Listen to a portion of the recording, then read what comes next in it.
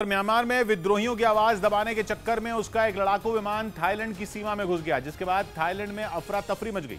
हालांकि बाद में इस मामले पर दोनों देशों ने बातचीत की और म्यांमार ने थाईलैंड से माफी मांगी। म्यांमार और थाईलैंड पड़ोसी देश हैं। और म्यांमार का एक लड़ाकू विमान थाईलैंड की सीमा में घुस गया। तस्वीरों में MiG-29 विमान थाईलैंड की सीमा के अंदर कई चक्कर लगाता नजर आया। थाईलैंड ने दावा किया कि ये विमान म्यांमार की सीमा पर बसे इलाकों में बमबारी करते हुए थाईलैंड में घुसा, जिसके बाद वहां अफरा तफरी मच गई। नौबत ये आ गई कि थाईलैंड को बॉर्डर के पास के गांवों और स्कूलों को खाली कराना पड़ा। हालांकि बाद में म्यांमार ने अपनी इस हरकत के लिए माफी मांग ली। थाईलैंड ने साफ कर दिया कि वो बात नहीं बढ़ाना चाहता था। इसी वजह से उसने सीमा पर बसे गांवों और स्कूल में पढ़ने वाले करीब 200 छात्रों को वहां से हटा लिया। वो अलग बात है कि सावधानी बरतते हुए उसने उस जगह 2 F-16 लड़ाकू विमान तैनात कर दिए हैं, क्योंकि पिछले साल फरवरी के महीने से म्यांमार सरकार और वहां के करेन समुदाय के बीच झगड़ा बढ़ गया है और ये समुदाय सीमा पर सक्रिय है।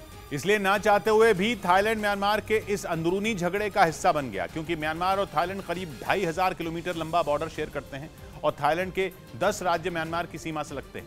यही वजह है कि म्यांमार सरकार और करेन समुदाय के बीच बढ़ते तनाव का असर थाईलैंड पर भी पड़ रहा है, क्योंकि जहां पर म्यांमार की सेना और वायुसेना करेन समुदाय के विद्रोह को दबाने के लिए ऑपरेशन चला रही है, वो थाईलैंड से ज्यादा दूर नहीं है और उसी वजह से हजारों शरणार्थी थाईलैंड में घुस गए।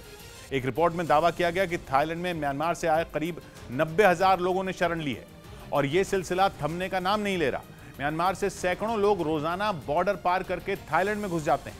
थाईलैंड की सरकार उनमें कई को वापस भेज देती है, लेकिन उनकी संख्या बहुत कम है और यही थाईलैंड की परेशानी की वजह है। एक रिपोर्ट में दावा किया गया कि कोरोना की वजह से पिछले 2 साल में म्यांमार से थाईलैंड आने वालों की संख्या बढ़ी है, जिनमें ज्यादातर म्यांमार सरकार से परेशान करेन समुदाय के लोग हैं। सरकार से लड़ रहे इन लोगों को करेन गुरिल्ला भी कहा जाता है। म्यांमार में ये संघर्ष दशकों से चल रहा है, लेकिन नई सरकार बनने के बाद विद्रोह तेज हो गया, जिसका नतीजा ये हुआ कि म्यांमार की सेना विद्रोहियों को कुचलने के लिए जमीन और आसमान दोनों जगह से उन पर हमला कर रही है। थाईलैंड में गलती से घुसाया MiG-29 विमान भी यही कर रहा था और करेन गुरिल्लाओं पर बम बरसा रहा था, लेकिन अचानक वो थाईलैंड में घुस गया, जिसके बाद म्यांमार के शरणार्थियों से परेशान थाईलैंड की परेशानी दुगनी हो गई। उसने म्यांमार को कड़ा संदेश दिया, जिसके बाद दोनों देशों की सेनाएं और विदेश मंत्री मिले और म्यांमार को माफी मांगनी पड़ी, जिसे थाईलैंड ने कबूल किया और शांति के लिए मामले को वहीं रफा दफा करने का फैसला किया।